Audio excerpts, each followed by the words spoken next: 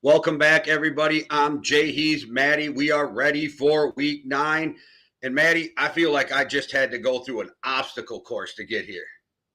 Yeah, it's the game day in Green Bay for Jay. So difficult traffic jams galore all over Green Bay. And yeah, it's the pluses of living in a small city with a huge football team, I imagine. That's the downside of living in a small city with a huge football team, I imagine. But hello, guys, and welcome to week 9. This is our preview show for all of Sunday, where we go through all of the Sunday games and Monday Night Football and give you our picks on the betting spreads throughout the rest of the day. And then we also have at the end a fantasy must pick. So stay tuned to get the lowdown on which fantasy plays you have to include in your team that you may be thinking of having on the bench. But Jay, let's start first by looking back at Thursday Night Football, where the Baltimore Ravens defeated the Miami Dolphins. Jay, are the Ravens back on track? You know, it's like I said on Thursday, we're going to be sitting here on Sunday if the Ravens win and going, was it the Ravens or were they just playing the Dolphins? And it's literally the question I have. You know, is it and don't get me wrong, like the Ravens did me good in fantasy football, gave me a nice little cushion, see if I can hold on to that this week. You know, Mark Andrews, fucking and Derrick Henry. I even had to play the Ravens defense, which got me 14 out of pure necessity. So that was crazy. So like the Ravens played great. I'm still going into next week. Are the Ravens on track, which they could be, or was it just they played the Dolphins, so they looked right? Yeah, and I think there was examples of them looking like the Ravens that we're used to seeing on the offensive side of the ball again. Like Derrick Henry got over 100 yards rushing in this game, which is obviously a huge thing. He hasn't done that since the first week against the Buffalo Bills. So Derrick Henry getting back and running looks good. Zay Flowers got into the offense more than we've seen him throughout most of the season so far. Wasn't great in fantasy points, was like 11 for fantasy points, but he was in the offense getting some receptions as well. He got 5 receptions for 64 yards, so putting up a decent amount of offense. And Lamar Jackson looked good as well. But most of that, Jay, was all fronted towards like the first half where they looked pretty decent, and then they kind of went off in the third quarter. And then outside of that third quarter performance, there wasn't anything to go, yeah, these guys look amazing. And they were playing against a poor Miami team. So we don't really know if they're back on track. They just look more like the Ravens. However, the defense did look a lot better as well. And Jay, it was Lamar Jackson's return. So how good was Lamar Jackson on his return in this game? I know everybody was like going, oh, he's not going to be a 100% when he comes back, this and that. Okay, we're talking 100% football. We're not talking 100% normal human being, right? Yeah. They held him out an extra week and even got fined for the way they labeled it on the injury report. They held Lamar out an extra week, and I think you're seeing this more and more with teams, right? You see the Vikings do it. You see the Packers do it.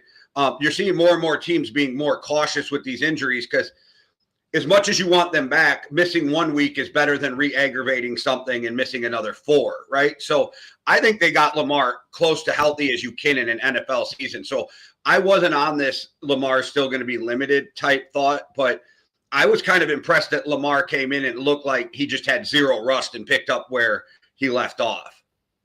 Yeah, and they kind of they when I don't know why they were playing Cooper Rush. That didn't make any sense to me. Like the Ravens playing Cooper Rush, like the offense just looked completely wrong.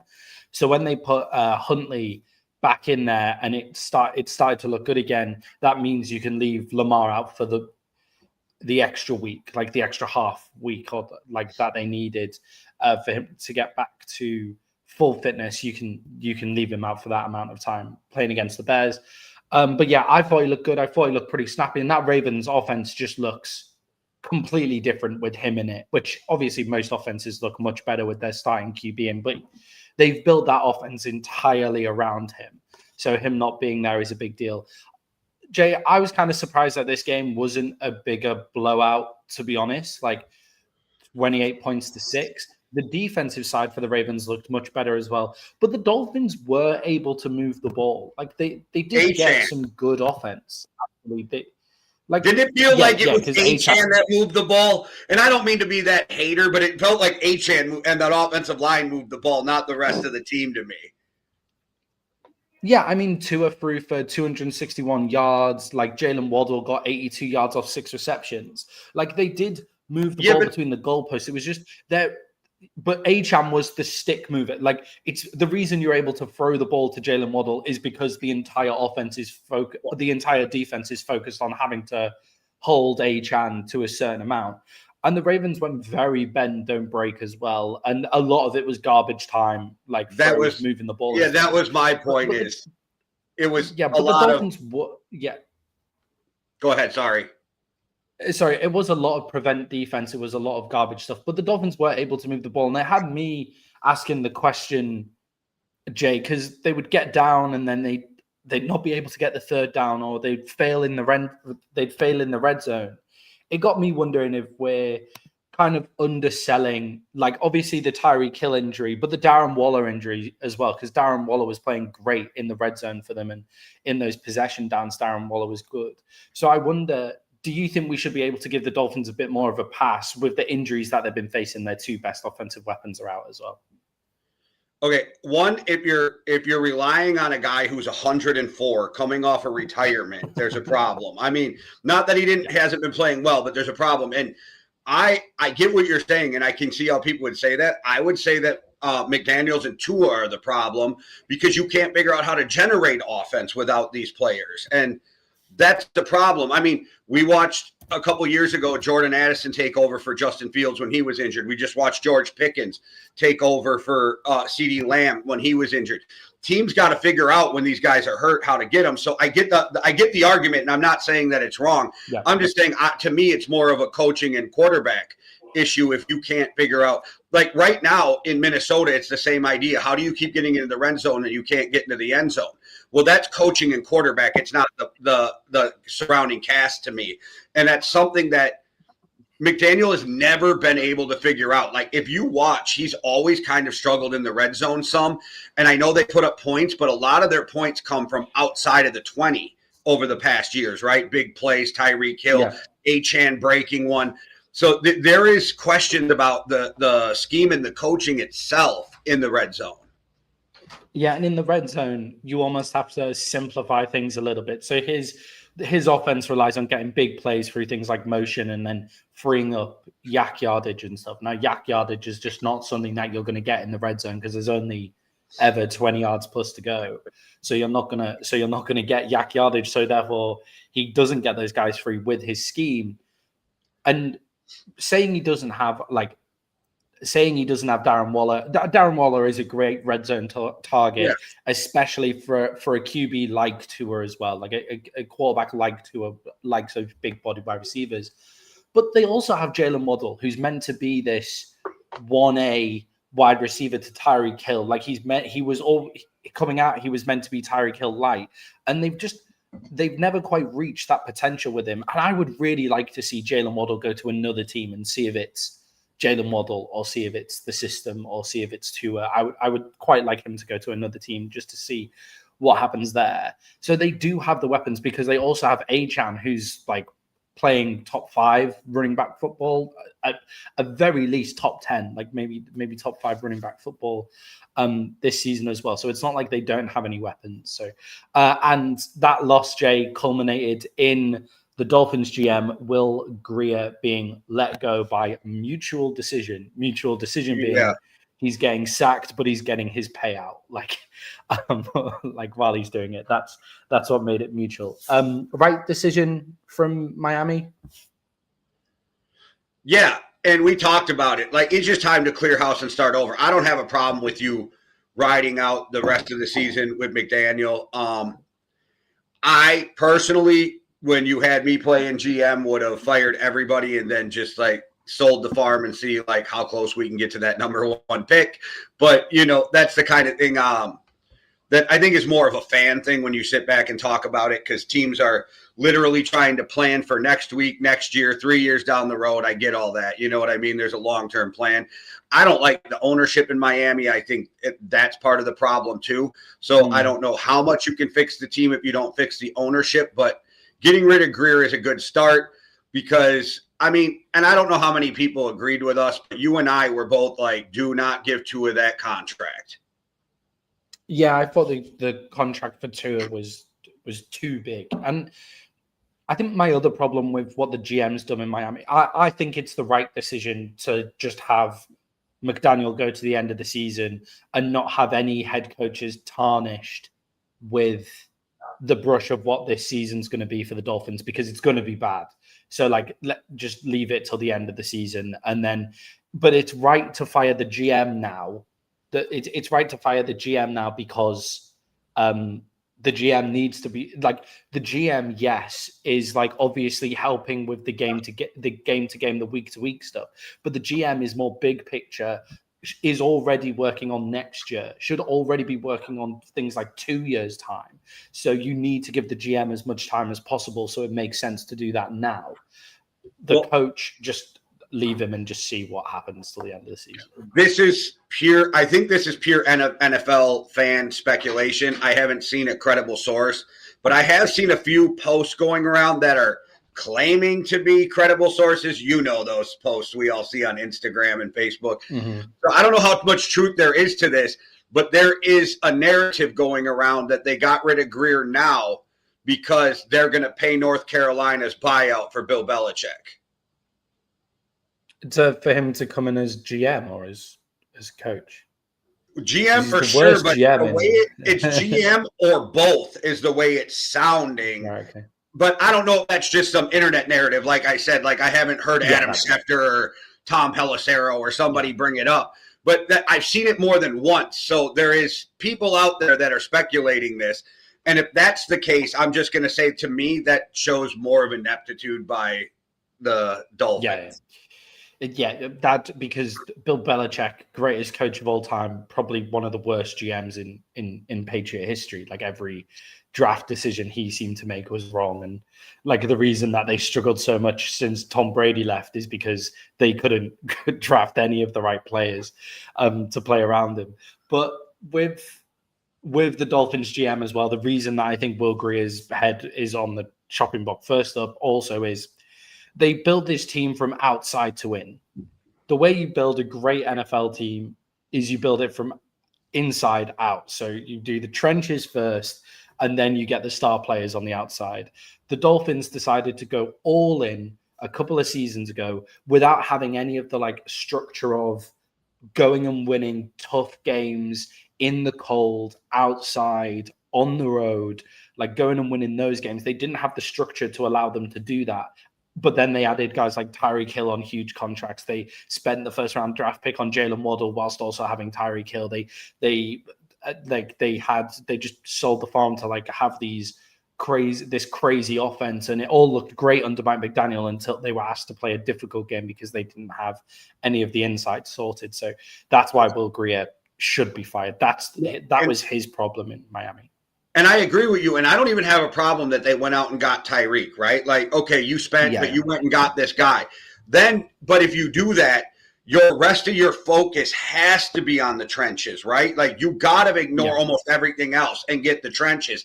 And they didn't. And it's like, you and I both agree you build inside out. But if you have the chance to get a generational talent like Tyreek, go do that. But then don't put capital into Jalen Waddle. Don't put capital into these other positions where, sure, Tua, Achane, Tyreek, then you got your three. Now build that trench, and they didn't. And you're right, and they didn't. And they could have spent that pick for Waddle on an offensive lineman. You could have took that money that you throw around in the offseason and put it on defense and offensive linemen. And when you're a bad team, you are going to have to overpay in free agency once in a while to get a guy in. But if you're getting a guy in that's going to do the dirty work, like the offense or defensive line, it usually turns out to be money well spent. But if you spend that money on a flashy receiver or flashy running back or corners, that doesn't always seem to work out, right? Like once you see a guy in the NFL who can play on either side of the line, that doesn't change. But receivers and stuff are so dependent on everybody else around them. Corners are dependent on the line in front of them, where the defense and offensive line are the one who create these opportunities. And like you said, they didn't put the investment into it, and we're seeing it unfold now. Yeah, when you're playing teams that can't rush the passer, you look great. But as soon as you play a team who's got any sort of defensive line, you crumble. It's that 2021 draft class that Jalen Waddle comes out in. And I really don't mind throwing stuff at the wide receiver position. I think you get loads of depth. I just don't think you can do your free agency and your draft capital on the fancy positions on the outside. You have to pick one or the other to like throw at it. It was the 2021 draft class, Jay, which might go down as one of the best draft classes of all time for offensive tackles and defensive blue chip players. They take Jalen Waddle with the 6th overall pick. They trade up to go get him. The 6th overall pick. On the board after, Penei Sewell, J.C. Horn, Patrick Surtain, Micah Parsons, Rashawn Slater. It's where the Vikings took Christian Darrisaw as well. Greg Newsome II, who's turned out to be a decent cornerback as well. Like there's cornerbacks, Gregory Rousseau, who started to take that step up for the Bills. Like there's lots of trench players and blue chip defensive players that would have made the Dolphins team far better in the areas where they're weak, but they traded up and then doubled down on the one position that they just spent all their free agency cap money on as well. And if you ask me, they should have went in the reverse drafting where they were. They should have traded back and piled up trench players. Yeah. And now they have to. So now they have to. Now they have to. They're sellers for me. Like if I'm the Dolphins, like I'm selling Waddle for whatever I can get for him. I'm just selling all my blue chip players just to get rid of them. It's going to be difficult with the trade deadline, obviously on Tuesday, and the GM. Like we don't know who that is. Like.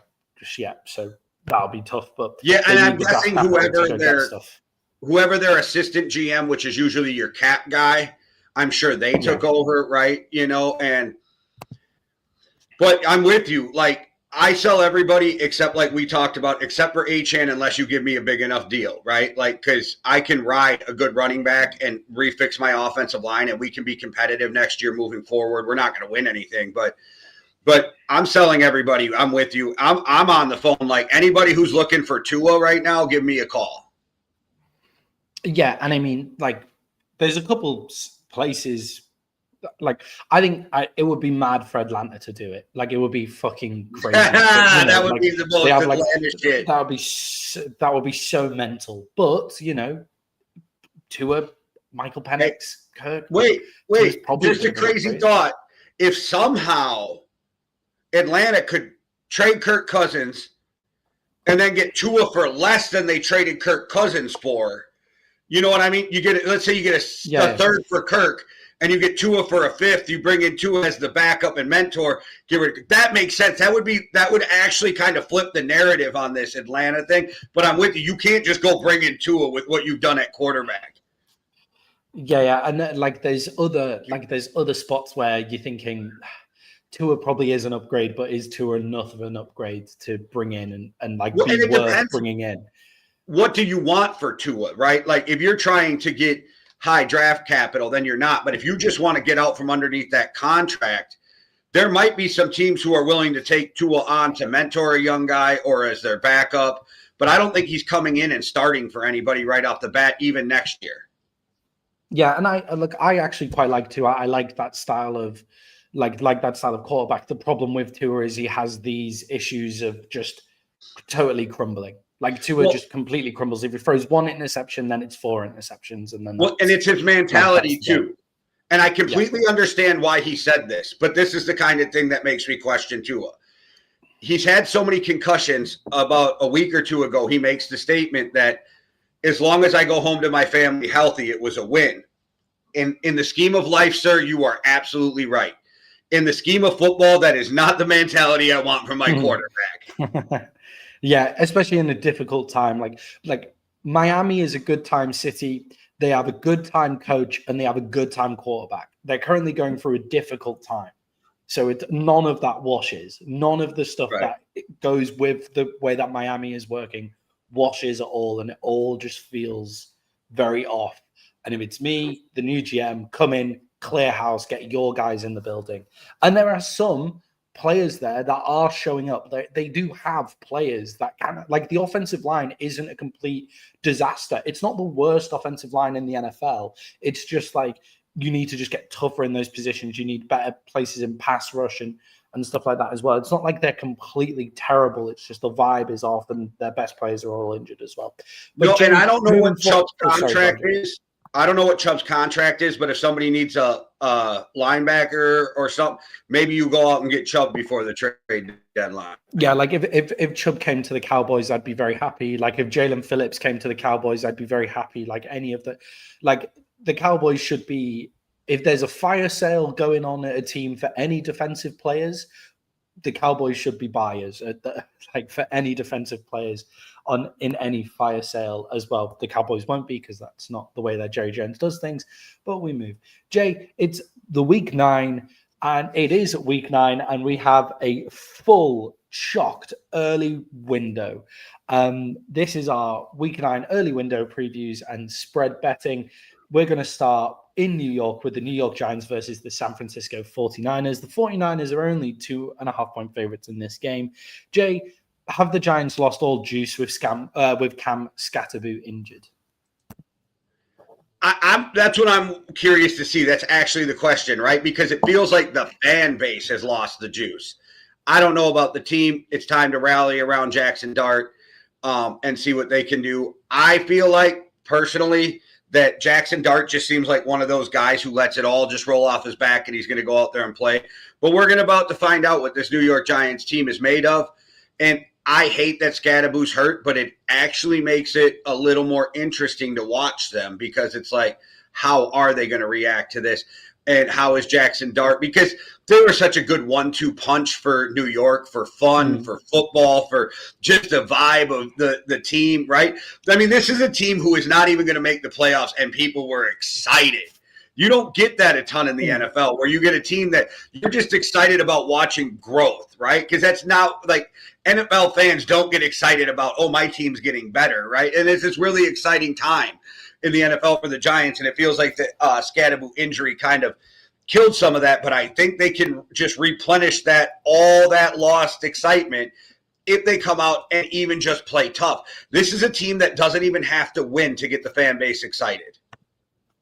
Yeah, I think with like the juice, I think Cam Skatteboo, the way he plays football is he brings that kind of energy and stuff. It's just, you get the Eagles win, and then you get that weird loss against the Broncos where you give it up in the fourth quarter, and then you get smashed by the Eagles, losing your player in a horrific injury that, like, against the Eagles, losing that player that brings the juice as well. It feels difficult to like build that momentum back up again. But Jackson Dart, to me, feels like the kind of guy who will have gone in the locker room and said, look, he's my best mate. We're going out and we're winning for him now. And Jackson Dart has shown the ability to kind of like put teams on his back. Like, it is, he has that kind of mentality. I'm almost worried that he's going to try too hard now and take unnecessary hits trying to run through people. But also when you look at the Giants as well, you have Jackson Dart, exciting, but you started the season with an injured Tyrone Tracy. Tyrone Tracy's come back. He's another week off injury. We'll see how he looks. But you also are missing Malik Neighbors as well, who is another juice guy, and Cam Skatteboo is another juice guy as well. And I just wonder if the Giants fans are kind of feeling like, God, we can't catch a break. New York, the market in New York, it's a great city when their sport team is doing well. Like if they have a sport team doing well, you can feel the energy around it. Like when the Knicks went on that run, when Jalen Brunson first went there and the Knicks started to look good again, it's like, yeah, you can feel the energy around the Knicks. This is great. But we'll see kind of if they're able to rekindle that energy. Jay, with the offensive injuries, is it time for the Giants' defensive line to really step up to the plate? Because their defensive line on paper is actually pretty good. On paper, they seem to be losing a bit of that energy now. Like Kayvon Thibodeau, Brian Burns, Sexy Dexy, Lawrence as well. Like these guys really need to step up now, right? Well, yeah, and then the fact if you go back and think about like the people that they could have had over Thibodeau makes you question that pick, and we can second guess all that. But during the draft, there was people with questions of like, why are you taking him that high? I think he's got all the talent in the world, and I think when he's on, he's scary. But you're right; it is time for you to step up and show everybody why you were a number one pick, why you're in the leadership role that you're in. You got to do that more consistently, and him and Sexy Dexy can really help each other, right? Dexter Lawrence take pressure off him. He takes pressure off Dexter Lawrence. But you're right, the defense needs to stand up because we're all excited about the offense, but the defense plays solid. They just don't get the flowers that the offense was. So it's your guys' time to show the world like, hey, we're here too. Yeah, and you're going up against the offensive line in San Francisco that on the stat sheet, they're not a bad offensive line. But that's just because Kyle Shanahan really doesn't seem to think that offensive linemen are actually that important. And the way he just schemes things is that the 49ers don't play with a solid offensive line. That's not really how they play the game. So Giants defensive line, you've got to step up and help out your young quarterback and your offense with the amount of injuries that are on that side of the ball. And Jay, also, Mac Jones is playing another game for the San Francisco 49ers. Brock Purdy remains sidelined. How important is this game for Mac Jones after last week's loss against the Texans that kind of like felt like him falling back a little bit once he comes up against a great defense that the Texans are? Yeah, see, last week for me felt like the 49ers just weren't ready for what I felt like they looked like a team that thought they were going to walk in there and just win that game, and then all of a sudden got caught by surprise and said, oh, fuck, what's going on? But also, the 49ers are decimated with injury. People have been talking about it less because they've been figuring out how to win. And I know guys are getting healthy and coming back, but at some point that road of injuries catch up to you. But again, we praise Mac Jones and we didn't get the Mac Jones we wanted to see. So is it that was a fluke, or is that for signs of what's to come? I still have faith in Mac Jones to turn it around. I still have faith in this 49ers team to be one of the better teams in the NFC come the end of the year. But yeah, if you lose to the Giants, we all have some questions. Yeah, I think the 49ers are obviously, it's weird saying they're starting to get healthy when Mac Jones looked like his arm was about to fall off 2 games ago, and he's the one still playing because their starter, Brock Purdy, is still on the sideline as well. So it feels strange, but they are starting to get healthy. Christian McCaffrey's another week back. Brian Robinson Jr. and is there as well. Juwan Jennings is fit. Kendrick Bourne is fit. George Kittle is fit as well. Ricky Pearsall is still out. Ricky Pearsall started the season so well, and now he's been out for a really long period of time. Sounds like he'll be back next week as well. So weird to say that the 49ers are getting healthy, but they are much healthier than where they started. I had some dumbass on a football group, I didn't, but I read it, arguing that Pearsall was already injury prone because he missed games this year and last year. Motherfucker, he got shot in the fucking chest. Like, it was not injury prone when somebody pulls out a gun and shoots you in the chest. Yeah, maybe bad luck is more of a thing at that point than injury prone. But so Jay, the 49ers are 2.5-point favorites in this game. Who have you got? I got the 49ers. Did I pick them as a lock? I think I might have, but if not, they were up there with me for a lock of the week, and I might not have picked them. You put them as you picked your 3 and then you said, okay, they were my honorable mention. I knew they were up there. They were your honorable mention. Yeah, they were your honorable mention for for the week. But yeah, I've taken the 49ers as well in this game. I think like they have been healthy, and I think they do what they do well goes against the defensive strong points of the Giants as well. Jay, the Tennessee Titans are going up against the Los Angeles Chargers. The Chargers are 10-point favorites in this game. Are the Chargers ready to show that they have some of the most efficient offensive weapons in the league? Like Lad McConkey is starting to play much better. Allen is starting to play really well as well, and Vidal's really come on too. So are they ready to show that they've got some really efficient offense in this game? Yeah, I don't think I've seen efficient offense from them consistently through the season. So if they're going to show it, then I guess show it now. They're a team that leave me with more questions than answers every time I watch them play, because I don't know what to think. Some weeks I'm like, oh yeah, this is the team that can make some noise, beat up on good teams in their division, and make a push in the playoffs. Then the next week I'm like, how the fuck have they won a game? This division's too much for them. It's weird shit like that. So I almost feel like they're another offseason away from being what we want them to be, but they can show flashes of being that. And also, again, to me, their success falls down to the super talented yet underwhelming Justin Herbert. Yeah, I mean, they are healthy again now. The Chargers, which is obviously a big deal for them. Obviously, Omarion Hampton is still on IR, but Kaime Vidal's stepped up. But that Joel is back and healthy now as well. So they were kind of dealing with the injury bug for a while there.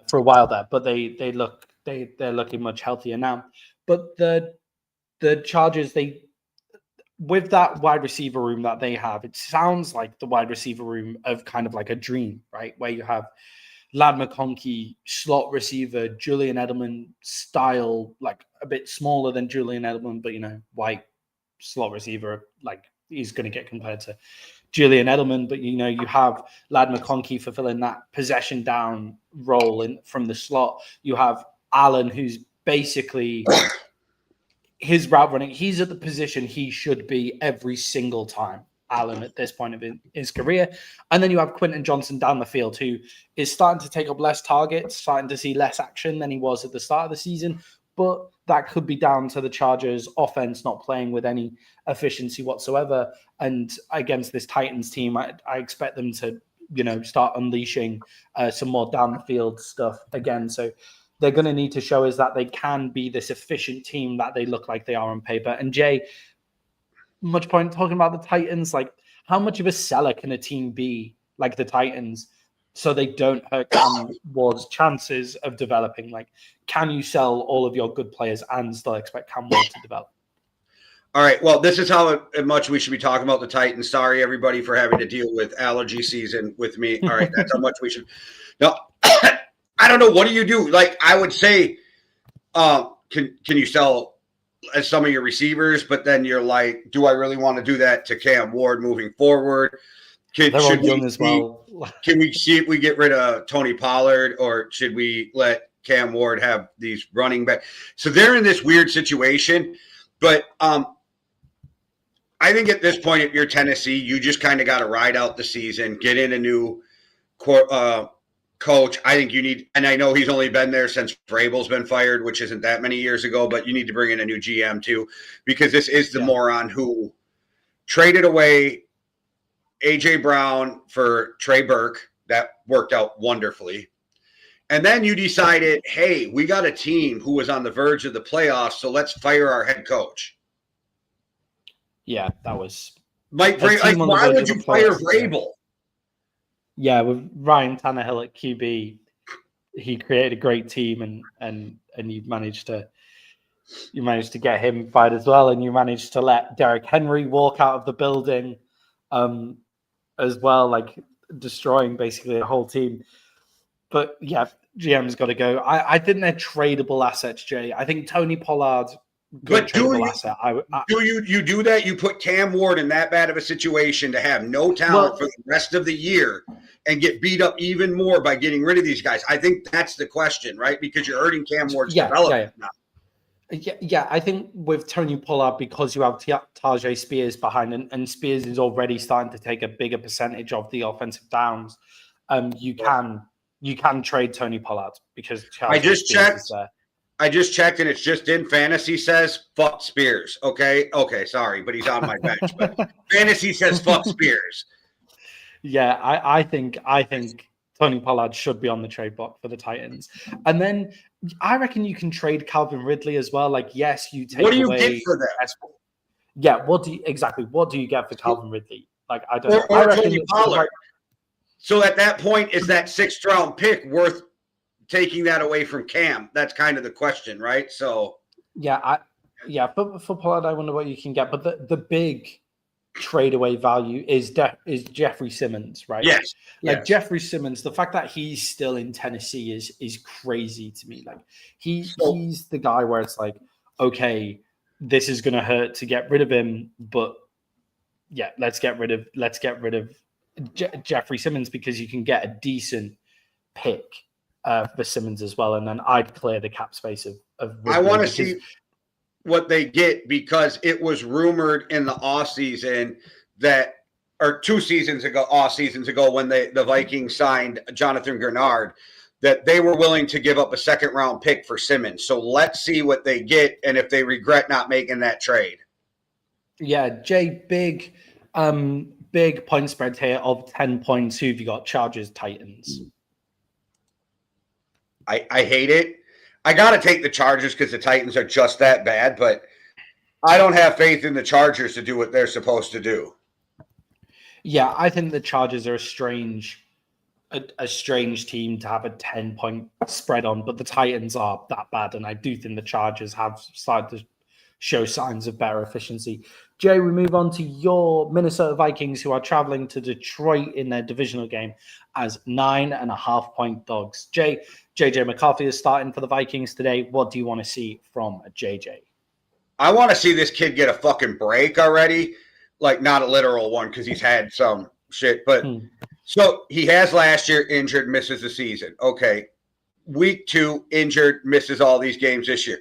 Now he's ready to start again, and his new infant son is sick all week. I am like, can we fucking just have this kid get a normal week? I just want to see him come in and operate the offense. I don't need to see anything spectacular. I don't need to see him try to put the game on his shoulders and win it. I just want you to see you come in, run the offense, be efficient, make good decisions. That's what I want to see from JJ. Yeah, for JJ, for me, I just want to see a sense of calm, like in the pocket. Like the last time we saw him, he was panicked in the pocket because the Vikings offensive line was just not giving him any time. He was panicked and he was throwing interceptions and then he got injured. So I just want to see a sense of calm.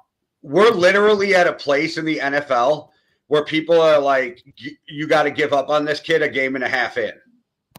Yeah, which is obviously that's obviously insane, considering also 1 quarter of that was some of the best. There is that, quarterback play that we've seen as well. Like that 4th quarter comeback win, he was throwing, basically handing the ball to his wide receivers 30 yards down the field, absolute zips as well. Like he looked great in that come from behind win as well. Jay, the Vikings offensive line starting to get a bit healthier, like Christian Darrisaw's back. But now Brian O'Neill's probably not playing. Now Brian O'Neill's probably not playing, and that's where Aiden Hutchinson lines up. So that's awesome. He's listed as questionable, but yeah, at least Darrisaw's back. Darrisaw, but Aiden, I'd almost argue this week.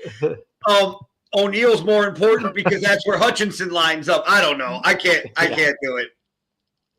Yeah, Jay. On the other side of the ball here, the Vikings defense, I think, has been a little disappointing from what I expected them to be. Not necessarily in the results, even just in the style that they've gone out with. Where can the Vikings defense improve and make things difficult for Jared Goff this week? Well, both in 15 minutes for sure, but it looks like they're going to improve already because it looks like Van Ginkel will be back off that neck injury for the first game in forever. But I do feel like bringing Van Ginkel back will help the defense get a lot better because their disguises, and he's the best defensive player on the team. Like, he proved last year that he's a top defensive player, and people were caught off guard. Like, I mean, even the Vikings, I probably didn't think he'd be as good as he turned out to be after his stint in Miami. But again, then we can go back to, is that just Miami, right? But it kind of feels like poor Van Ginkel, because your first game back is kind of baptism by fire. Yeah, like a really difficult offense to track down. But I agree. Like, that's what I want to see. I want to see those disguises, and I want to see that pressure. Like, where is that pressure gone? We saw it only a couple of times against the Chargers, and it worked.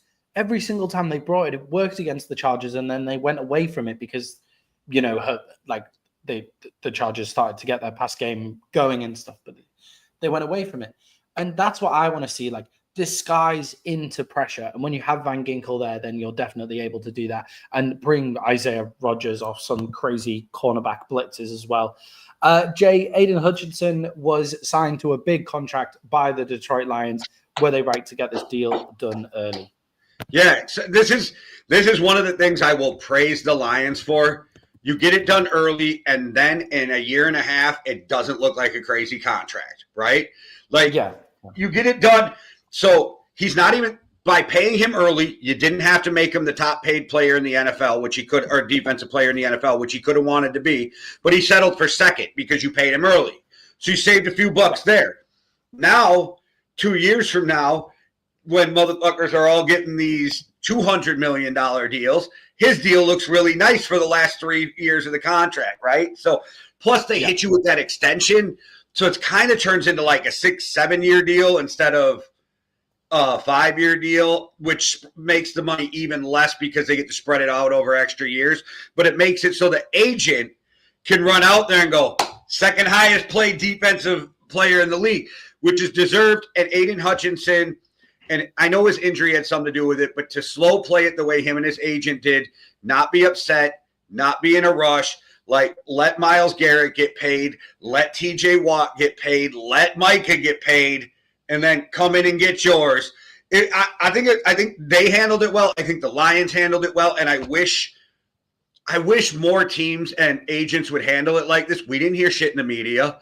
We didn't hear any rumblings about nothing. And I woke up this week and was like, boom, Aiden Hutchinson gets a bag. I think it's 181 million. 181 million. The one problem I have with it is it's 141 million guaranteed. So you're guaranteeing a lot of money for a guy who has had a I get your argument. Injury problem. I get your small argument. Injury problem, but he is worth it. We all got to stop, and I just came up with this a couple weeks ago. We got to stop doing that as fans and pundits, because every other sport that I can think of is fully guaranteed contracts, right? So, like, we're in the NFL. We judge this on a so different. These oligarch owners of the NFL have convinced us to judge these players on a different level than other sports, and it dawned on me this, like, over this last week or two. And I'm like, I got to quit doing that because I'm as bad as everybody else. Like, you can't guarantee him that much money. Well, the NBA guy gets guaranteed the whole $200 million. You know what I mean? The NBA, the MLB, I'm guessing you guys with footy over there. Yeah, football's a bit – football over here is like it is guaranteed. So what you get in football a lot of the time is like if a manager comes in and just decides he doesn't want a player – but the player is getting, so if he plays at Man United, he gets offered a £200,000 a week contract because we pay weekly as well. So it's £200,000 a week for a player. And then what he'll do is he'll just go, okay, well, sell me. But then no one is willing to pay his £200,000 a week. So he can just sit on the bench for Man United for 5 years, earning £200,000 a week. Yeah, so he's like an NFL coach who gets fired, like literally like an NFL coach who gets fired. Yeah, that's what I'm saying. And I'm not blaming you. I'm saying I'm guilty of this too. We got to stop doing that. Yeah, of course. Of course. I do think doing it with guarantees does allow the players to earn more money if they play well. It's just like, it's just because it gives the owners that ability to go like, oh, actually, it's this. Right. Like, and then it gives them that insurance so they can give a little bit more. But Yeah, it's I kind of agree. like I'm getting 140 million, and if I play well, I can earn another 40 million over this contract in incentives. Yeah. Yeah. Yeah, But I don't have a exactly. problem with Aiden Hutchinson getting paid what he did. I get that injuries, but like, dude, he is really good, and a premium pass rushers just get paid. Like quarterbacks and premium pass rushers are gonna get paid.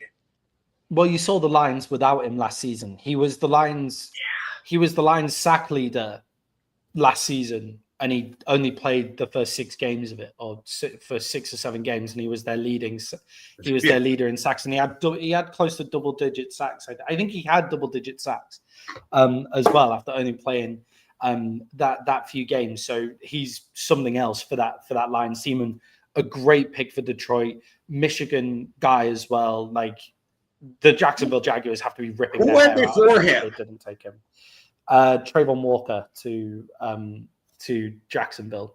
Yeah, Jacksonville might be questioning that right now. Well, they'll be very upset. Like Walker's started to show up a little bit this season, but He's got all the first talent. overall pick over Aiden Hutchinson. Yeah. That was the thing. It was just like they chose talent over production, and it turns out production matters. Like, well, when wild stat that I think will absolutely change this week. JJ McCarthy has never lost a game in the state of Michigan. All right, let's go. Right. So, Well, Jay, let's what's JJ McCarthy? This is a guy who's only lost 3 games in his whole career, 1 in high school, 1 in college, and 1 in the NFL, which I'm not a mathematician, but that means undefeated for the rest of his NFL career, right? Yeah, he's done it. Or maybe it's one every like 3 or 4 years. So he's already had his one for the first 4 years. I like undefeated for the rest of his NFL career better. Let's string together 10 undefeated seasons and make people hate the sport of football. Yeah, so Jay, this spread is pretty large for a divisional game. Give me the Lions. 9.5 for the Lions. The Lions in this one for you with that spread. For me, that spread is overblown. Give me the Vikings in this one. Have you? I think the Vikings will play? lose. Yeah, I've watched you play with a completely deteriorated offensive line, and Carson Wentz with one arm. Like Carson Wentz went onto IR immediately after finishing the game last week. I think do you ever heard the saying, this might be a U.S. saying, but have you ever heard the saying, Satan in a Sunday hat? Satan in a Sunday hat? No. So it's like Satan in a church hat, like is the same saying? Yeah, like, yeah. So I feel like that's you. You give me all this like hope, and then I just get even crushed even more. Like I feel like you're the Satan in a Sunday hat for me, bro. Like I think you'll lose. I think the Lions will win. 9.5 points is too big of a spread for me in a divisional game. I just think you want to fuck with me and give me PTSD. I think that's what you want to give me, NFL PTSD. Just with as much talent on the Minnesota side of the ball, it's just a big spread. Jay, the New England Patriots are 5.5 point favorites against the Atlanta Falcons. Jay, is the Falcons offense as simple as get the ball to Bijan Robinson this week after only being targeted 13 times last week with only 9 carries? It's that simple every week because it's because not because he's a running back and you got to run the ball. It's because he's your best fucking player and he can catch the ball. He can run the ball. He probably can throw the fucking ball. Okay. I'm betting this kid was a quarterback in high school and Pop Warner because that's what you do. You take the most athletic guy and you're like, your quarterback, and then you win a bunch of games in high school. I'm betting he was a high school quarterback. I do not know that for a fact, but you just get Bijan Robinson the ball every chance you get, and then to switch it up and trick people, go, oh, there's Drake London, there's Kyle Pitts. And the more I watch Atlanta, Kyle Pitts needs out of there because he's a really good tight end that they just don't use. Like, I started to wonder after a while, was he overdrafted? What happened? And the more I pay attention, I'm like, no, he's really good. They just don't use him. Yeah, for me, I think the Falcons GM has put together a really exciting team of like weapons that are really exciting and strange. Like Drake London is a huge wide receiver, huge big body wide receiver who like you can rate that or not rate that, but it's an interesting weapon to have. You have Kyle Pitts, who is the most ridiculous in terms of size tight end in the NFL. Like he's crazy. Like when he got drafted, he was like 4th overall, I think, 5th overall. He was definitely overdrafted just because of the tight end position. Like he was definitely overdrafted, but still not crazy. And then you have the Bijan Robinson out the back who can do everything. I just looked. He played running back in Sal Ponce Catholic High School in Tucson in Arizona. So he didn't play quarterback, but he did set this Arizona state record for career rushing yards and touchdowns. So obviously was a very good. They clearly knew how to use him in Tucson, Arizona. They clearly knew how to use him there, but the NFL coaches have no fucking idea because all you've got to do is sit and watch the tape of the 49ers play football with Christian McCaffrey since all their wide receivers have been injured, and that will show you what to do with Bijan Robinson. Just get the guy the ball. There should be as many targets as possible in the pass game and in the run game as well. And then what that does is it opens up. It gives Drake London on one-on-one coverage on a cornerback is something that Drake London should win most times if you just throw the ball up to him. And Kyle Pitts one-on-one coverage with a linebacker. If he just hits a go route on a New England Patriots linebacker, then he's winning that as well, because if all the safeties are having to crush down for Bijan Robinson, it just opens it all up, and it just seems so simple that I thought we must be missing something, but we can't be, can we? No, and I love watching like Brits or anybody not from the US try to pronounce shit that we pronounce fucked up. Like, bro, we pronounce it Tucson. But that's the thing. Like, I got it right the first time. I said Tucson the first time, and then I went, I'm just gonna change so that I can have hit both. No, you can't win. You can't win because how we pronounce shit compared to the way it's spelled over here does not even have to be close. I don't think as a Brit. I can talk about that. The amount of videos on YouTube of Americans trying to pronounce British places. I mean, I come from a country that has a town in it called Clonvair in Welsh. So I can't really talk too much on that one. But Jay, can the Falcons' pass defense also bounce back? Because their offense was poor, but their pass defense has been good all season, and that looked terrible last week. What do you expect to see out of the Falcons' pass defense against Drake May here? I mean, it's going to be a long day, but I think they're good enough to play with that receiving core. Also, though, with the offense being horrible, we've talked about this a bunch this year. Stop giving the team extra fucking possessions. Like, pick up a couple first downs. You don't even have to score to give your defense help. Pick up a couple first downs. Yeah, and the fact that you have such a... they also have Tyler Algier back there, who's a great possession running back as well. So they have two good running back options to keep the defense off the field, and they've looked pretty decent. They've looked pretty decent as well. Michael Penix seems to be starting for the Falcons by all reports, and Kirk Cousins just doesn't trade Kirk. Free Kirk Cousins from the Atlanta Falcons because he hates that scheme. It just doesn't fit what he wants to do. And they're so stupid. If they don't trade him by the end of the year, then they owe him $10 million next year. Yeah, weird. Jay, you've already mentioned the Patriots wide receiver room. Are they potential movers at the trade deadline? Or do you think that wide receiver room is going to keep performing at this higher level? Because like Keyshawn Booty is like making these huge plays down the field that nobody saw coming, and Drake May throws a crazy deep ball. And Stephon Diggs had his coming out game a couple of games ago and has looked decent. Like, what do you think? I think that sometimes they might be sitting there going, maybe we shouldn't have gave up on Bourne. But yeah, I'm curious because we don't know all how they're functioning in the front office and what their theory is on that. But I will say that Wolf, their GM, is Ron Wolf's son, and Ron Wolf has been known to go get players. I mean, he went and traded for Brett Favre when he was with the Packers. He's made a lot of moves, right? He did it with the Raiders. So being that, his father's son, I wouldn't be shocked if they went out and did anything, but I do believe this.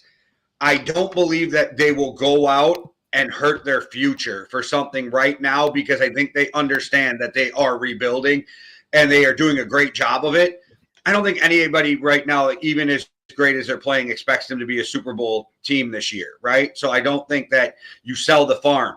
But I think I really like what they're doing, and it would not shock me if they get the right deal or the right person that they're like, "Yep, we're gonna pull the trigger." Yeah, for me, the criteria is someone that can be with Drake May for a long period of time and then already tested. I don't mind giving up a first or a second for that. So, No, the so, you know, Vikings, I don't believe the Vikings would do it, but if you could go get Jordan Addison, yeah, he's young, he's like that kind of thing. I yeah, get that it, would and be you go do be that. so perfect. Yeah, I mean, Jordan Anderson would be so perfect. It's crazy. Like the Vikings should never give up Jordan Addison, but I was thinking like Chris Olave, like for the Saints, just feels like the right guy, like to go get. Like if he's healthy, and stuff, then great. He just seems like the right guy to kind of then pair up with Drake May for it as well. I would go make that deal with the Saints because the Saints for me should be sellers. Jay, you picked the Patriots as one of your best bets in this game. Are you sticking with that? The Patriots are 4.5 point favorites now, not 5.5. Oh yeah, I like it even better now. Yeah, I thought you might. I'm staying with the Patriots as well at 4.5. Jay, the Steelers are going up against the Indianapolis Colts. The Colts are 3.5 point favorites. Jay, what is wrong with the Steelers defense? They're as good as much pressure as they can put on a quarterback, and that's the problem. They're not getting the same pressure that they're used to getting. And we're used to the Steelers being a turnover machine, which has not been the case necessarily this year.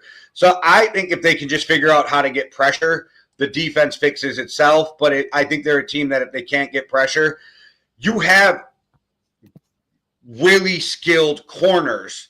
Minus Joey Porter, they're old, right? He's not old. But so you can't expect Slay and Ramsey to cover for 4 to 5 seconds anymore. It's not who they are. But they will be some of the best corners in the league for 2 to 3 seconds. Yeah. I agree with that. And with TJ Watt coming off the edge, you just expect the Steelers to get pressure. But I think what's been the secret to TJ Watt is how much pressure Cam Hayward generates up the middle. And I think Cam Hayward might have had his last ex-player, like a blue chip player season in the NFL. And he is, what is he, like 37, like 38? Okay, I was going to say 64, but yeah. Yeah, I think he's had his last season of getting all that pressure up the middle as well. And then that means you can kind of look after TJ Watt. And Jay, the Colts offensive line has been so good. That pressure is going to be hard to come by, especially when basically every down, it can be 3rd down and 7, but with Jonathan Taylor in the backfield, the Colts can still run at 3rd down and 7. So you never quite know if you're on a pass rushing down or not with the Colts as well. Jay, is Jonathan Taylor just completely unstoppable this season behind that offensive line? Yeah, because of that. I mean, he's a great running back, but as every great running back, you have to have a great offensive line unless you're Barry Sanders, right? Like Barry Sanders Barry Sanders is the only running back in the Hall of Fame that I can think of off the top of my head that had a shit offensive line. And I always have this argument. It's no shot at Emmitt Smith, but you give Barry Sanders Emmitt Smith's offensive line, and we are talking something completely different monster, right? Yeah. So Emmitt Smith is amazing, Hall of Famer, no shot. It's just like you need an offensive line to succeed in this league. And so Jonathan Taylor is a great running back who has a great offensive line, and we are seeing it all come together. Yeah, I guess Adrian Peterson might be in that conversation. The Vikings could always they could always run block. They just couldn't pass block because we drafted run blocking offensive linemen. It was, yeah. For Adrian Peterson as well. But yeah, Jonathan Taylor, as soon as he's in space, just looks ridiculous. So you've got to stop him before he gets to that space. And with the Colts offensive line, it's a lot. Jay, why was no one able to see this coming from the Colts at the beginning of the season? Because they're incredible. Because Anthony Richardson made Shane Steichen look inept as a fucking coach. And it's literally Daniel Jones. Like, minus this year, nobody thought Daniel Jones could do this. Even if you thought he was a serviceable quarterback, this is not what you thought. But what we have found out is Anthony Richardson is just that bad. And Shane Steichen does know how to still coach, and he's got a guy who fits what he wants to do perfectly. I feel like Danny Dimes fits his system even better than Justin Fields did, or Jalen Hurts did. Oh, hold my bad. Jalen Hurts did. Yeah. Oh my God. Be careful, Eagles fans will come and get you for comparing Jalen Hurts to Justin Fields. No, they can't come get me. I'm the only one who sticks up for them. I apologize to them last week. We might be friends now. But yeah, Jay, I agree with you. I agree with you. Jay, the Colts are 3.5-point favorites in this game. You took them as your best bet at 3. Are you sticking with at 3.5? This could be at 7.5, and they'd still probably be my best bet. So, yeah, I'm taking the Colts in this one as well. We've mainly agreed so far. We differ on the Vikings and the Lions, but we've mainly agreed so far. Let's see how that continues with the Houston Texans, who are 1.5-point favorites against the Denver Broncos. Jay, considering we both took this as a best bet for the Broncos on the week, I doubt we'll be disagreeing in this one. But Jay, will this be a classic defense against defense game? These are two of the better defenses in the NFL. I agree. They are both really good defenses, and I still think that Denver will figure out how to move the ball and put up some points. And I don't think you're going to stop Denver completely, because Denver is not just reliant on one player or one one scheme. They can run, they can pass, they can do it all. I think that Denver figures out a way, even if it's field goals, just to keep slowly grinding points out of this game. Yeah. And then if you keep giving up field goals, you're going to try to crack down even more, and then boom, they're going to hit you long. I think it's going to be a long day for the Texans. A lot of it, I think they'll be able to move the ball against the Texans defense, and I think Denver's defense is probably going to put a slapping on Houston's offensive line. Yeah, I think in this, do you think Sean Payton will put the kind of leash back on Bo Nix? So I've been asking for basically the whole season, just unleash Bo Nix, and then against Dallas he seemed to do that, and against Dallas he looked good because Dallas can't defend the pass at all. Do you think with this Texans defense being this good, they'll probably leash Bo Nix back up and really focus on the run game and short passing game again? Yeah, and I also think that Sean Payton's a guy, if something's not working, he's not afraid to switch it up in the middle of the game. Yeah, I agree with that one. So I think maybe seeing RJ Harvey getting some decent carries here, maybe starting to take over from J.K. Dobbins a bit. He looked really good against Dallas, RJ Harvey as well. But Jay, has the Texans O-line... The Texans O-line has improved, but has the Texans O-line improved enough to keep the Broncos defensive line at bay? Because... the Texans' defensive line is good, but the Broncos one puts so much pressure on the team. Yeah, I think they're going to have their hands full. Yes, they've improved, but I don't think you can improve from where you were to holding up against this defense in a few games. I think it's players, not scheme in Houston, and I think they are going to get exposed on their offensive line. But you just got to make sure C.J. Stroud's getting that ball out quick. Yeah, and they've got to make sure that their run game is functioning as well. That run game in Houston has been pretty disappointing as well. I was going to say what run game, but yeah, exactly. It's I wonder if they're starting to really miss Bobby Slowick, because even when even when their pass game was functioning very, very well, they were getting good run game as well through Bobby Slowick's run scheme as well, because those Sean McVay schemes always seem like you get loads of passing downs, but it's actually the run game that it's kind of based on, and the Texans are missing that, and it makes their offensive line struggle. And that Broncos defensive line is hungry. They do everything that the Texans are terrible at. They pressure the quarterback, and they can pressure you so much. They can do one-on-one man-to-man coverage because their cornerback room is so good as well. So we're both taking the Broncos there. Let's move to the Bengals versus the Bears. The Cincinnati Bengals are going up against the Bears as 2.5-point dogs at home. Joe Flacco's hurt in this one, but it looks like he's going to play. But how big of a problem is Joe Flacco being hurt? I mean, I guess it's how much pain he's in, right? Because it's the left side, but I don't know. Joe Flacco's going to be the pros pro, always come out. And again, like I said, these guys just get a nice little dose of vitamin T, and they're usually good for the game. I don't think Joe Flacco is going to be the Cincinnati Bengals problem in this game. Yeah, I think their defense will probably be the problem in this game as well. But I think the confidence has been boosted on the Cincinnati side of the ball since Joe Flacco came in. I wonder if Jake Browning has to come in, I wonder if, because the confidence of the whole offense is up and they've seen it under Joe Flacco, maybe he's gone, okay, yeah, I can come in and do that. I know I can come and do what Joe Flacco's just done. I wonder if it kind of G's him a little bit. So I guess we'll see.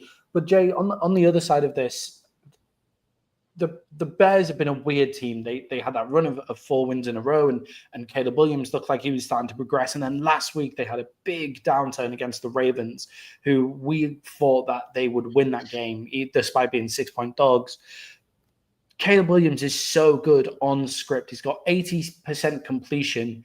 He's got 80% completion in the first 15 plays of the game. And then after that, he goes down to around, most of the time, below 60% completion. Why is he so good on script and then so poor off script as they get further into the game? And then how can Ben Johnson make the game feel more scripted on the offense, like be able to keep Caleb in those positions where he knows what's coming next? See, and I don't think there's much Ben Johnson can do, because I think what makes Caleb or anybody comfortable with those scripted plays is you've went over them for 4 days in practice and walkthroughs. You just keep going over those and over those. So you build up that repetition of muscle memory and you feel comfortable. And then the game starts to change and you're past those plays.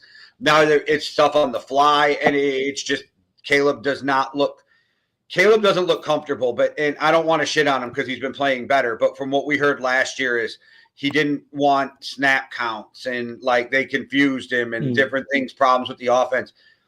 It seems to me like there might be a problem with and Ben Johnson as a coach needs to figure out how to do this better, because they didn't do it last year. It wasn't him, but they didn't do it last year. Caleb's processing of what's going on doesn't always, to me, from what I hear from the outside, sound like an NFL quarterback's processing speed. Yeah, and I think, to be honest, I think what it is it's you just need time to get into that kind of stuff. Like when you're looking at it, it might just be that it takes Caleb Williams more time to get used to stuff than an NFL quarterback should do. And that's not great. That's not great for the coaching staff. But over the season, as he gets used to more and more of Ben Johnson's concepts and they start to run the same plays more and more often at different situations in the game, maybe he then gets better, because his script play wasn't good last year and now it's good. So maybe it's just getting him more familiar with the same designs and calling more of those plays that Caleb is clearly very comfortable with. Yeah, and he's one of those guys who has so much athletic ability that he's been able in high school and college to just survive on talent, and you cannot just survive on talent in the NFL. Yeah, I don't think that Caleb Williams is ever going to be like the most efficient passer ever either. Like, I don't think you need to worry too much about like a crazy bad completion percentage. Like, you know, if it's getting to 50, then obviously if it's getting to Anthony Richardson territory, that's horrific. But like, I think having Caleb around 60 is fine. Like, that's okay. What's also been interesting about the Bears is who they're actually using as their weapons, because Rome Odunze seems to be Caleb's guy. But every time the ball gets in DJ Moore's hands, he looks great. So I also think opening up to DJ Moore a little bit would be good. I do, however, think DJ Moore could be a trade candidate here. If I was DJ Moore, I'd be maybe pressing for a trade out of Chicago, because he's clearly not the guy in favor, but is a number one wide receiver talent.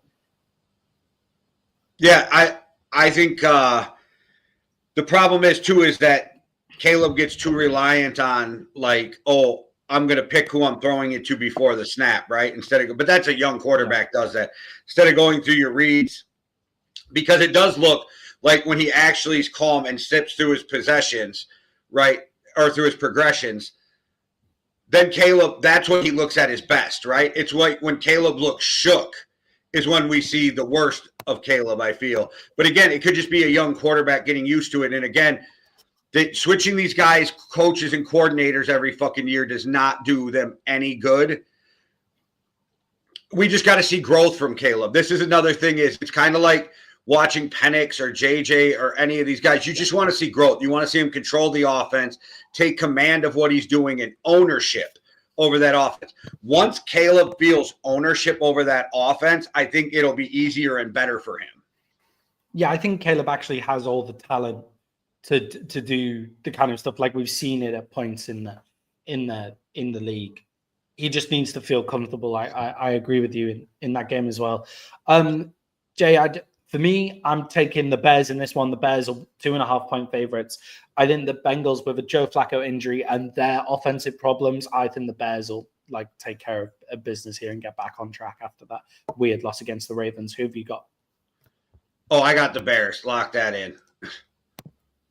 Yeah, I think the Bears in this one as well. And Jay, our final game of the early window, a mammoth early window this week, is going up the road from you. It is the Green Bay Packers, who are 12.5-point favorites, versus the Carolina Panthers.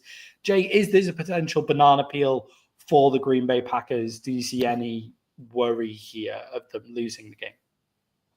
Well, I wanted to run a bunch of them over this morning as I was trying to make my way to McDonald's, 2 miles away, 45-minute round trip, motherfucker. I'm like, I don't like the spread, but I still think the Packers are going to beat the shit out of them, right? Like, I just think the Packers are the better team. And I literally think the Packers are 1 or 2 players from what they have now away from being the best team in the NFC. And I think that's a real legit number 1 receiver. I think if you get, because they have such a deep receiving core that if you put a true number 1 on that team, like, oh my gosh, what are you going to do with Jacobs and Jordan Love's playing well, and Reed and Dobbs and Christian Watson's back, and you got Golden. Like, that receiving room's great. I just still don't know who the number 1 is. Like, I don't feel like there's anybody you have to double cover, which makes it easier on the defense if you don't have to double cover somebody. But I do also think that there's levels to this shit, and the Packers are just on a whole nother level right now than the Carolina Panthers. Yeah, if they had one of those physical wide receivers, one of the physical will dominate one-on-one coverage wide receivers, then that would make their defense very, very different. Imagine adding Devontae Adams.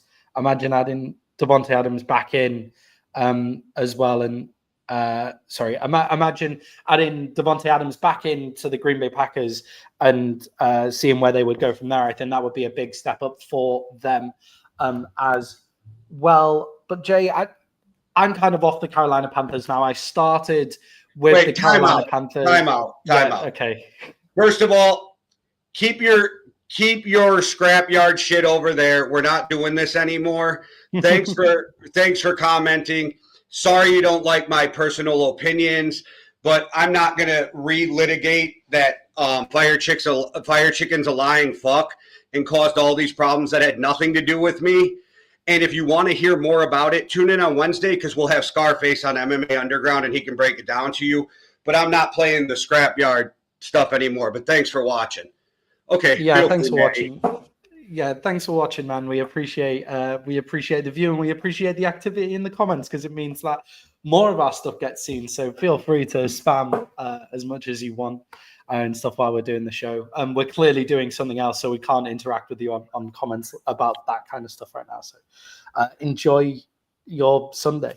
But for the Green Bay Packers, I do think with for the Carolina Panthers, I am kind of off them now. I thought the Carolina Panthers, just censor me. That's what you do to people is crazy. I censored everybody. Yes, the strap was blocking everybody, but it's me censoring. You're right. It's just victimhood, boo-hoo shit, oh, I'm so sorry you can't, we're not engaging with what you want. Oh, mate, how rough for you. This must be horrible for you, man, to come onto someone else's show on a Sunday and say, oh, just censor me, please, just censor me. Piss off, right? Anyway, like, it just does my head in, like, all this football that we're talking about. But Jay, with the Carolina Panthers, I've quite liked them since the start of the season. They're quite a feisty team, but after that loss against the Bills, I kind of lost everything that they were doing. But it was Andy Dalton who was in there for them, and he looked terrible. Andy Dalton looked really bad against the Bills, completely out of his depth. But Bryce Young is back. Jay, how grateful would the Panthers be to have Bryce Young back in this game? Well, he gives them a lot more athleticism, right? And he gives them the ability to have off-schedule plays. He gives them the ability. I mean, he's got more arm talent than Andy Dalton. I think you got to have Bryce in there because, again, he's a younger quarterback who just needs to keep growing with the system, with the team. I like what Carolina's doing, but, again, there's levels to this, so I feel like the Packers just on a whole nother level right now as an organization and a team. But I think you got to be excited because these guys seem to get up and really enjoy playing with Bryce Young. Yeah, I agree. I'm like Bryce Young being back, I think is a big deal. I don't think it's a big enough deal to shift anything against the Green Bay Packers, though. Jay, it's a 12.5-point spread. I wouldn't touch this game with a barge pole, but give me the Packers at 12.5. Who have you got? I hate the spread. Give me the Packers at 12.5 also. And thank you very much, guys, for watching our early window. Stay tuned for the late window and Monday Night Football's betting spreads. And Jacob, this is for you. If you want to support what we do and give us money so we can keep on posting and everything, then you can buy us a coffee. Enjoy the break. Me and Jay set up the Yankee and the Brit nearly 5 years ago. And in that time, we've gone up to about 7 shows a week. And with the help of our loyal community, we've been able to keep growing. But we want to grow even more. And that's why just giving $5 or £5 could really help us out in our Buy Me a Coffee fund. And all you have to do is hit the Buy Me a Coffee link in our YouTube descriptions. That'll be on every single video. You can give £5, $5. You can give it once, you can give it every month. And what that does is it allows us to grow and even buy ourselves a coffee every once in a while.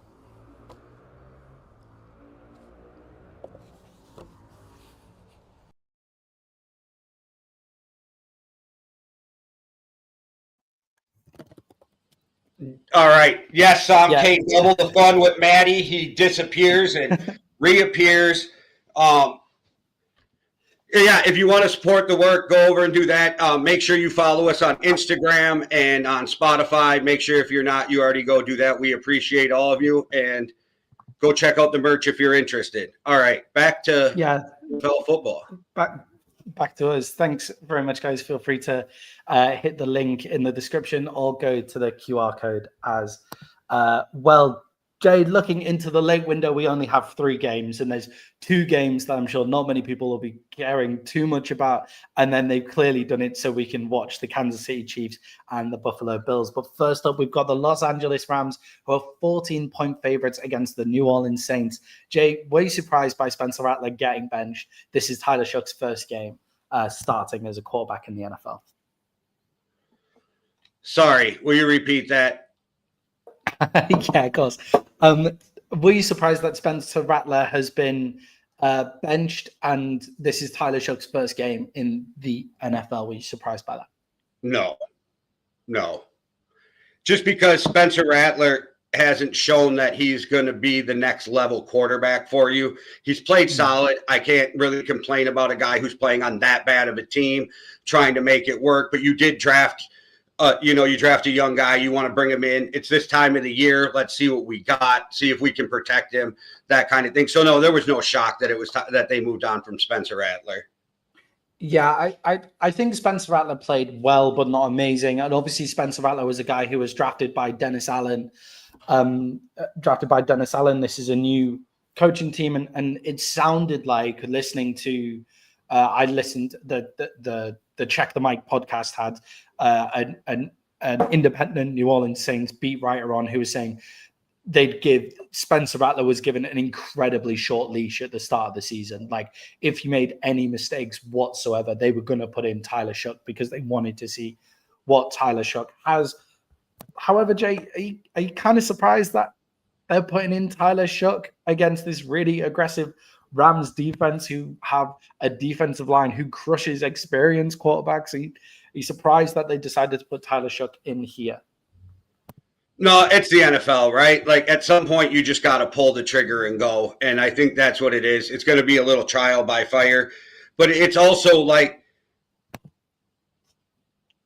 how long can you protect a young quarterback before you put him in, and what you see in practice, right? So if they feel like he has as good or better control of that offense and can play as good or better than Spencer Rattler, you have to move with it because he has the most upside for your team. Yeah, I agree. I don't see Tyler Shough being that next guy either. There's some of his play in college, like he's clearly got loads of talent. He's clearly got more arm talent than Spencer Rattler, and he makes big plays.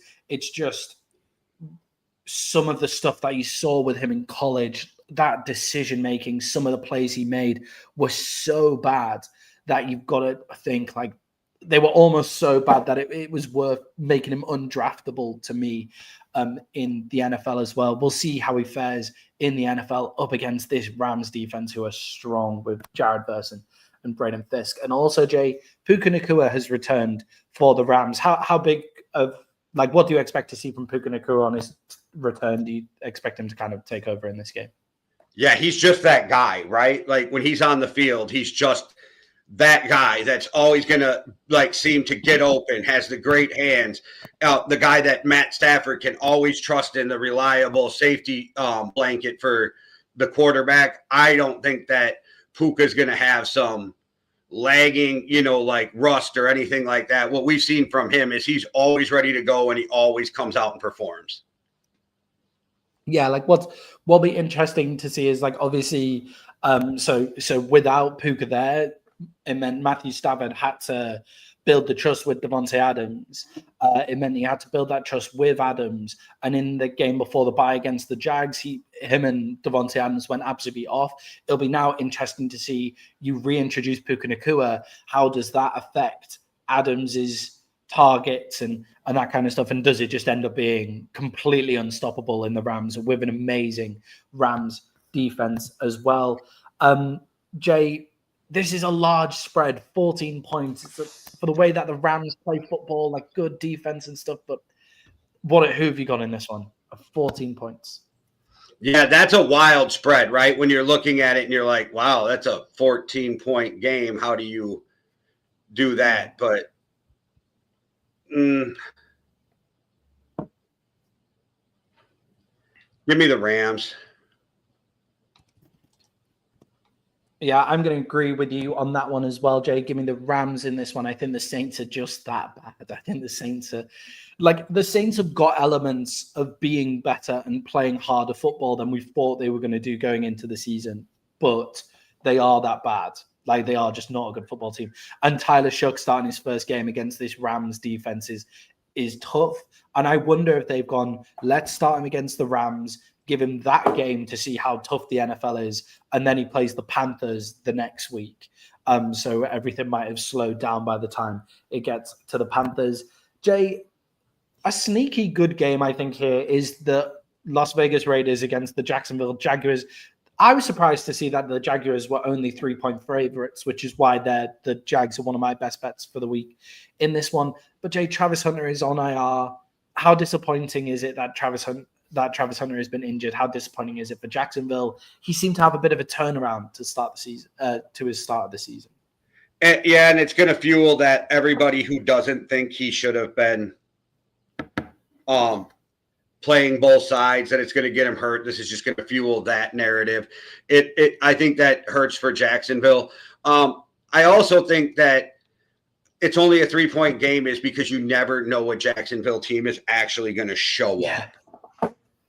Yeah, and if it was Brian Thomas Jr. from last year, easy. But Brian Thomas Jr. has got the brick hands problems here. I think with Travis Hunter, they've started to get some offense going with Travis Hunter. It was starting to look exciting. Disappointed that he's injured.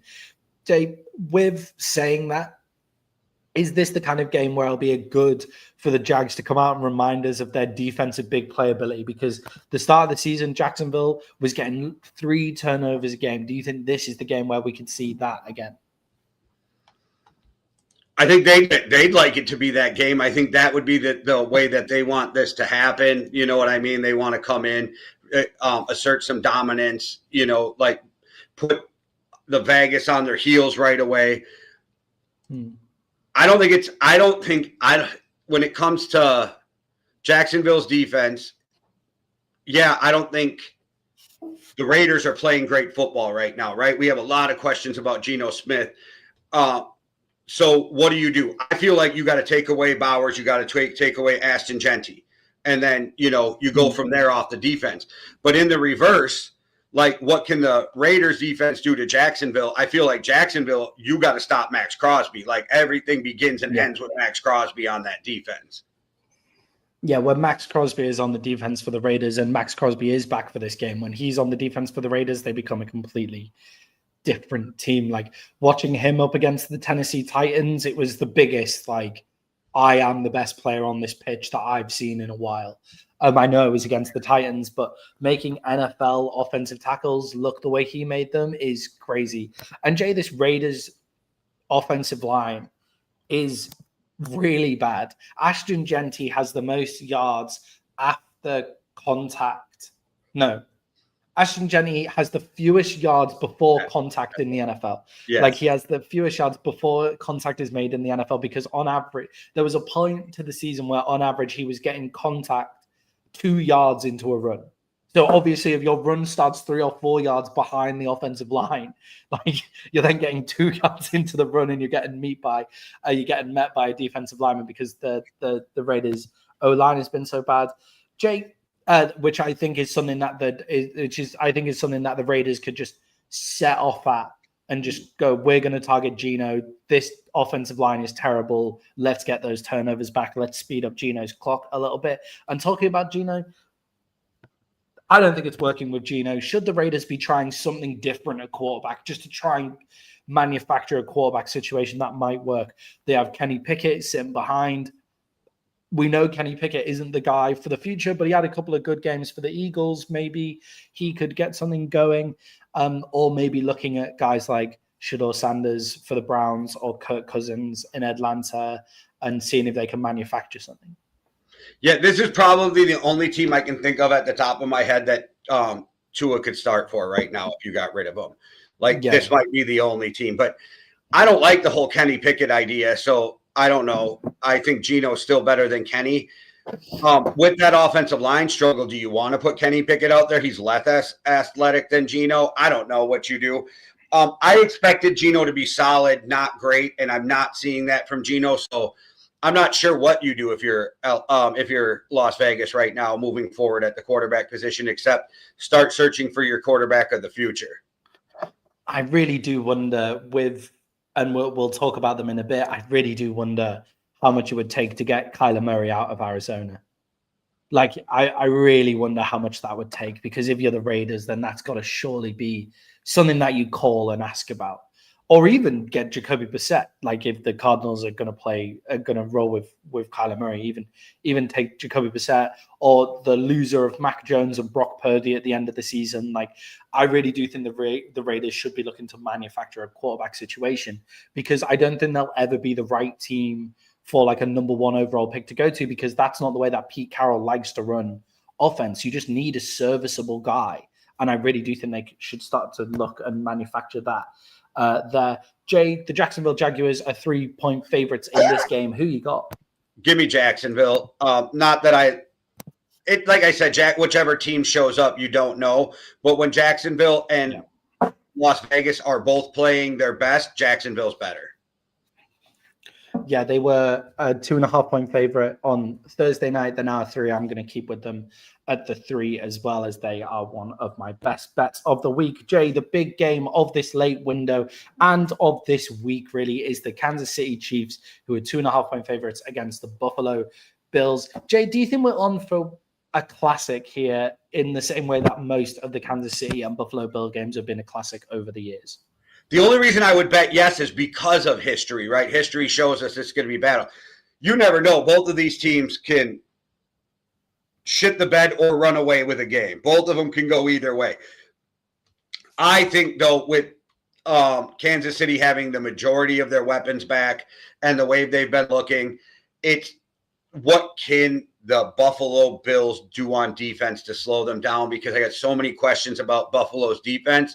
So, like, I literally could see this being one of those great shootout games, or I could see Kansas City, like, pulling away with it because Buffalo's defense cannot do anything to stop them. Yeah, Jay, obviously Buffalo got a huge win coming off the bye at 40 points to 7, I think it was, last week against the Carolina Panthers. And it's the Bills' offense the Bills' defense has always been on bend but don't break and take the ball away. It is the whole thing has been built on taking the ball away from the other team, and they haven't been doing that this season. And what's interesting is the Chiefs have been putting the ball in harm's way all season. Like last game, Patrick Mahomes should have thrown maybe 4 interceptions, and 3 got dropped. 1 was tipped over by a wide receiver, and that's not really on Patrick Mahomes, but 3 were dropped. The Kansas City Chiefs have fumbled the ball 8 times and recovered them all in as well. So I think a Bills defense that's totally built on taking the ball away might get a couple of chances to take the ball away here as well.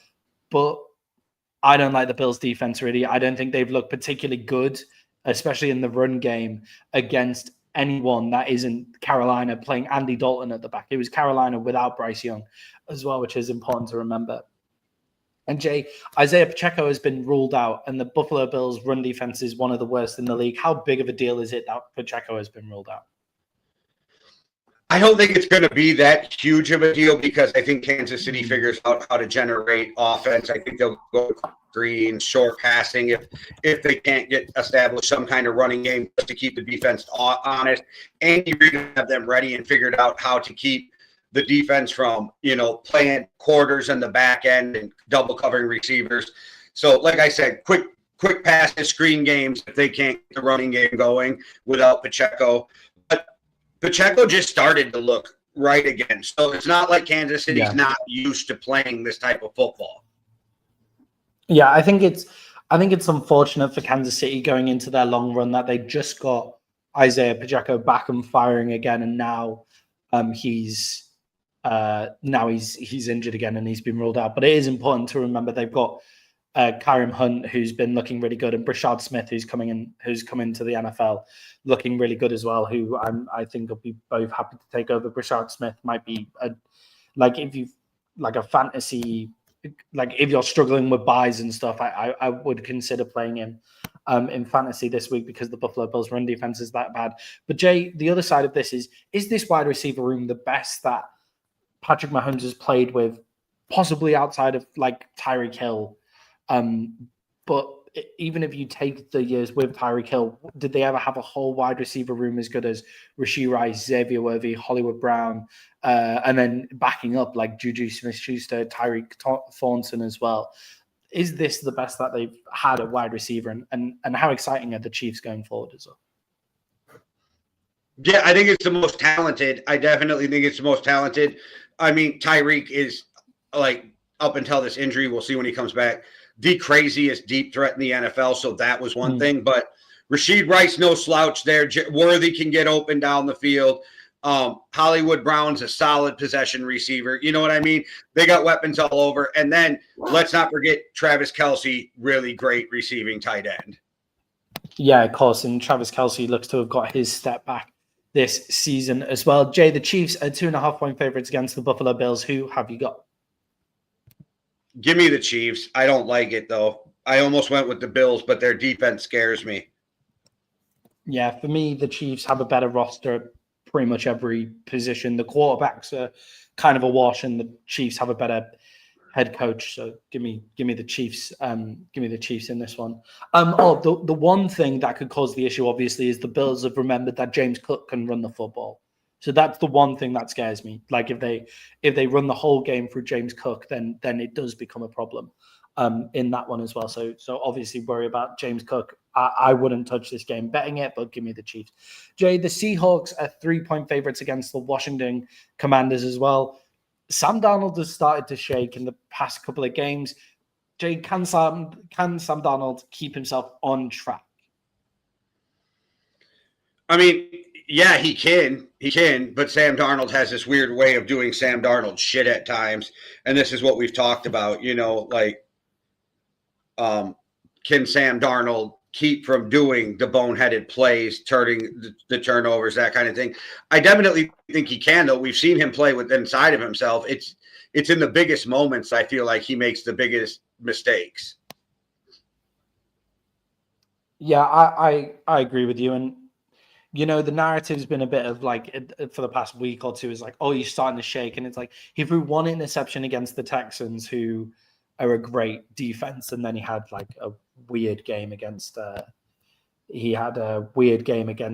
Jags before that, where the Jags were just doing what the Jags do, and they still came out with the win. So I trust in Sam Darnold here. And Jay, the Washington Commanders defensive side of the ball has been really poor throughout this season. And I think their roster as a whole, with the amount of injuries on it, has been rough. But Jaden Daniels has come back this week. Will Jaden Daniels' return be enough to overcome a poor Commanders defense and just poor form in general? Yeah, I don't think it's enough this week. I don't. I think Jaden makes a hell of a difference. He's an amazing quarterback. But I think Seattle's just a better team all around. I think they're constructed better, and I think it's going to cause problems. Yeah, I agree. I think the Seattle defensive line is one of the most underrated in the league. I think they'll get forward and they'll cause issues. And, Jaden Daniels is amazing on 3rd and 4th down, and in the red zone, he's a crazy threat. But can the Commanders actually stop the Seahawks? Can they stop Jackson Smith and Jigba and Sam Darnold's connection? Can they stop that? Can they stop the defensive line from getting to Jaden Daniels quickly? Can Terry McLaurin get open as well? It's interesting. Give me the Seahawks in this one at 3 points. But again, that one's a bit of a closer one for me as well. And Jay, we finish out the show with our Monday Night Football preview and spread bets, which has my Dallas Cowboys as 3-point favorites over the Arizona Cardinals. Jay, should the Cardinals keep going with Jacoby Brissett? Yeah, I mean, as long as Kyler's not hurting too, they definitely should be. But as long as Kyler's still hurting, you let Kyler get 100%. Unless you're going to move on from Kyler, though, you have to go back to him right away, right? But if you're planning on moving on for Kyler, then cool, trade him and stay with Jacoby Brissett. Jacoby Brissett's looked fine, and he's moved the ball with them, and it looks like the offense runs well with him. But Kyler Murray's got that different level of athleticism, so it depends what you plan on doing moving. I don't think they're moving off of Kyler Murray, so in that sense, I play Kyler Murray as soon as he's healthy enough to play. Yeah, I think with Kyler Murray, I'd be pretty tempted to make sure he's pretty close to 100%, actually, because your season is done, because your division is so strong. Like it might be the division that has 3 teams coming out of it going into, like, the Seahawks, the 49ers and the Rams could all effectively make the playoffs as well. So I would make sure that Kyler's 100% fit. And it sounds like he's kind of like fit to play, but will be limited. And do you want a limited Kyler Murray out there? Do you need Kyler Murray out there to go up against the Dallas Cowboys defense realistically as well? I think that's the other part of it, right? I think Jacoby Brissett might have a pretty fun day against the Dallas Cowboys defense as well. So I would definitely keep him there. Jay, the Cardinals defense looks really good on paper, and we thought it was going to be quite good. We thought it was going to be their most consistent season. I feel like we've mentioned the word consistent a lot. But how disappointing has this Cardinals defense been this season?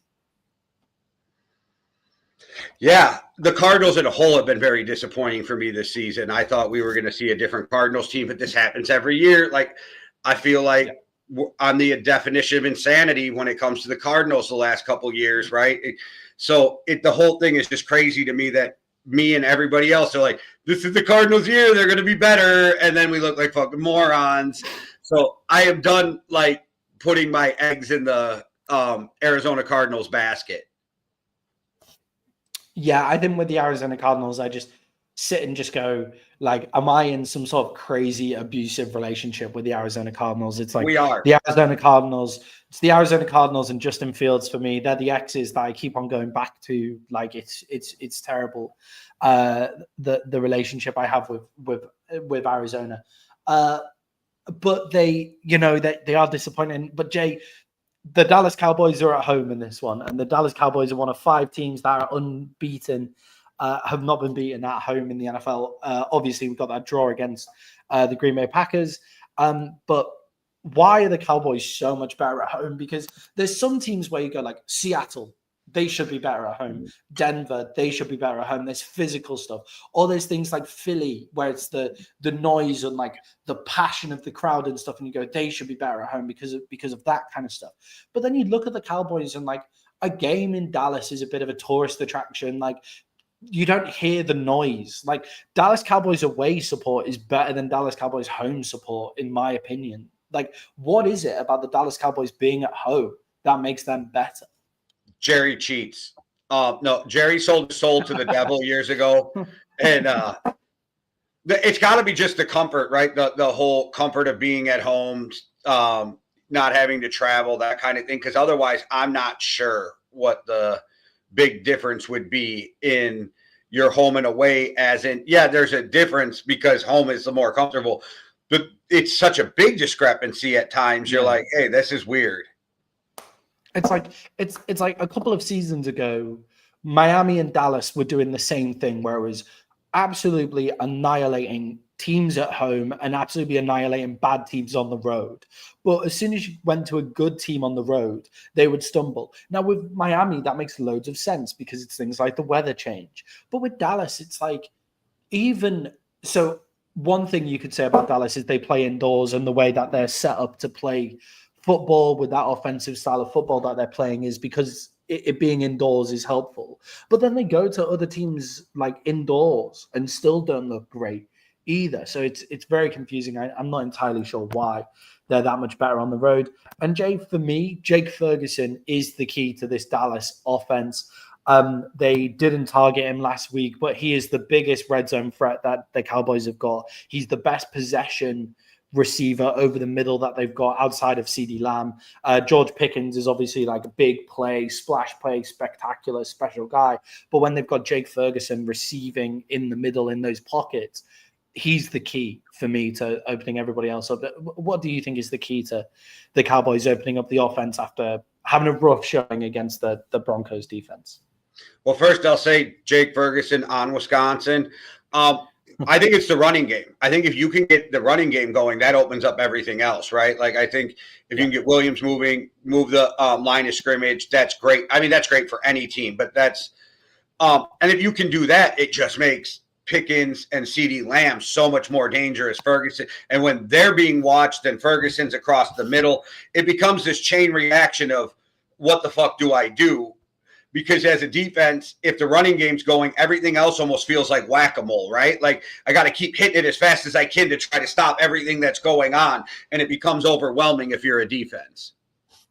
Yeah, and the Cardinals are kind of like middle of the road in like yards per carry and in run defense. They actually have quite a low amount of run attempts against them. So their run yardage is actually okay, but they're kind of towards the back of the NFL, like kind of more middle of the road in terms of yards allowed, 4.2 yards allowed per carry. So you can run the ball on this Cardinals team. And also where that becomes super important, Jay, in running the ball is you control the game. Like the Dallas Cowboys need to control the game as well because their defense cannot play defense. Like their defense cannot play. So you need to run the ball to stay on the other side of that as well. Jay, the Cowboys are 3-point favorites. They were 2.5-point favorites when I took them on Thursday as my best bet. But Jay, who have you got at Cowboys at 3 points? Oh, give me the Cowboys. Yeah, the Cowboys at home against an inconsistent Cardinals team feels good to me. Guys, that is every game picked on the spreads. Let us know how you're doing. We're halfway through the season. I'm around 500. Jay's a little behind, but it was a rough week for everybody last week. So hopefully we get back on it. I didn't realize how much I cared about getting these picks right until it was going so badly last week. And then I just went like, oh my God, like I really cared. Like I stopped watching the NFL at a point. I had to like watch all the games before Thursday's show. I had to watch them all again because I was so angry at how badly the picks were going. And then Jay, something else that went really badly for me last week was fantasy as well. But guys, this is our fantasy players to watch, where we let you know some players who you should be considering starting if you're kind of umming and ahhing about them. But Jay, who have you got as your fantasy player to watch this week? So now we're in the heart of bye season. You guys might have some problems. You might be looking for a quarterback. Who do I start? My quarterback's on a bye. Well, it's Jared Goff. Go lock it in. Start Jared Goff this week. That it's going to be fucking brutal. It's just going to be brutal. I already know it. It's just going to be such a brutal game. That's always a nice feeling going into a game and just going like, even if we're close, I'll be happy, Jay, yeah, I agree with you. Jared Goff is a must start most of the time, but definitely a must start in this game. Jay, for me, Quentin Johnson took a step back last week, got 0 targets, 0 fantasy points. This week, he's then only projected to have 11, having consistently been projected at like 16. But against the Tennessee Titans pass defense, Quentin Johnson will be a big down the field target again. Someone that the Chargers want to get going. Start Quentin Johnson. I've been umming and ahhing about starting him all week, and I've laid on the side of start Quentin Johnson in this game. What a mammoth of a show. I hope you guys enjoyed it, and I hope you guys enjoy week 9 of football. I hope all your teams win. I hope your fantasy teams do well. Jay, send us out like you always do. All right. Well, I hope all your teams win unless you're a Packer fan or a Lion fan. I hope you guys enjoyed the show. Thanks for watching. Make sure you hit the like and subscribe. Hit the notifications so you don't miss any of the shows. One world, one love. Deuces. Cheerio.